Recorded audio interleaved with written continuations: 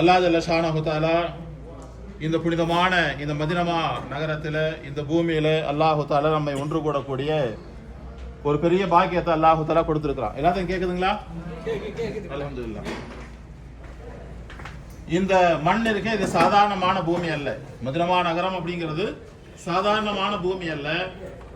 இதனுடைய ஒவ்வொரு எட்டும் நமக்கு ஒரு பெரிய வரலாறை கொடுக்கும். மதீனாவுடைய அமையக்கூடிய இடங்கள் தான் மதீனாவுடைய நகரம்.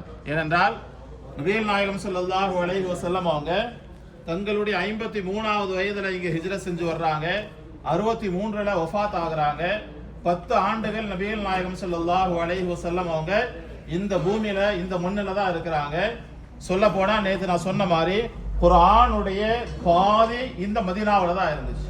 நம்ம ஓதக்கூடிய குர்ஆன் இருக்கா இல்லையா, அந்த குர்ஆன்ல பாதிக்கு மேல இந்த மதீனால தான் இறங்குச்சு. அது மட்டும் இல்ல, இஸ்லாத்துடைய நிறைய சட்டதிட்டங்கள் இந்த மதீனாவுக்கு வந்த பின்னாடி தான் கடமையாக ஆச்சு.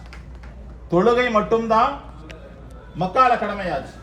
அது தவிர ஜகாத்தாக இருக்கட்டும், ஹஜ்ஜாக இருக்கட்டும், நோன்பாக இருக்கட்டும், சதகத்துல் ஃபித்ராக இருக்கட்டும், குர்பானியாக இருக்கட்டும், எத்தனை எத்தனை கடமைகள் இருக்கின்றதோ எல்லா கடமைகளுமே எங்க ஆச்சுங்க? மதீனால வந்த பின்னாடி தான் ஆச்சு. அப்ப இந்த மதீனா நகரம் அப்படிங்கிறது இருக்கு, இது சாதாரணமான பூமி அல்ல. ஏதோ வந்தோம் ரசூலுல்லாஹ் ஜியாரத் பண்ணோம் போனோம் அப்படிங்கிற மாதிரி நம்ம இருக்கக்கூடாது. ஏனென்றால் நிறைய பேர் இதுவும் சொல்லுவாங்க, என்னங்க ஹஜ்ஜுக்கும் மதீனாவுக்கும் சம்பந்தமே இல்லையே, மதீனாவுக்கு எதுக்கு போகணும் அப்படின்னு இருக்கு. ஹஜ் அப்படிங்கிறது 5 நாளோட முடிஞ்சிடும்.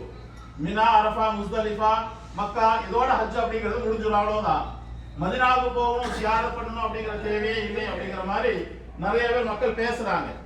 ஆனா நபிகள் நாயகம் ஸல்லல்லாஹு அலைஹி வஸல்லம் அவங்க மட்டும் இல்ல அப்படின்னு சொன்னா இந்த ஹஜ்ஜுடைய அமல் என்ன அப்படிங்கறதே நமக்கு தெரியாது. ரசூலுல்லாஹ் மட்டும் இல்ல அப்படின்னு சொன்னா இன்னைக்கு நம்ம எல்லாம் இஸ்லாமியர்களாக முஸ்லிம்களாக நம்ம இந்த இடத்துக்கு வந்து ஒன்று சேர்ந்து உட்கார்ந்து இருப்போமா? சொல்ல முடியாது. அதனால நன்றி செலுத்தக்கூடிய விதமாக நபிகள் நாயகம் ஸல்லல்லாஹு அலைஹி வஸல்லம் அவங்க சொல்லி காட்டாங்களா இல்லையா? மன் ஸார கபரி வஜபத் லஹு ஷஃபாஅத்தி, யார் என்னுடைய கபரை ஜியாரத் செய்கின்றார்களோ, நான் மரணித்த பின்னால் என்னுடைய கபரை யார் ஜியாரத் செய்யறதுக்காக மதீனாவுக்கு வர்றாங்களோ, வஜபத் லஹு ஷஃபாஅத்தி, அவங்களுக்கு சிஃபாரிஸ் செய்வது, அவங்களுக்கு பரிந்துரை செய்வது இது என் மீது வாஜிப் கடமையாக இருக்கிறது.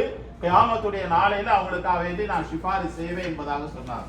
அது மட்டுமல்ல, இன்னொரு ஹதீஸ்ல நபி ஸல்லல்லாஹு அலைஹி வஸல்லம் சொன்னாங்க, மன் ஸார பாத வஃபாதி, நான் மரணித்த பின்னால் யாரெல்லாம் எனக்கு என்னை ஜியாரத் செய்வதற்காக வேண்டி மதீனாவுக்கு வர்றாங்களோ, வக அன்னமா ஸார ஃபில் ஹயாதி, நான் உயிரோடு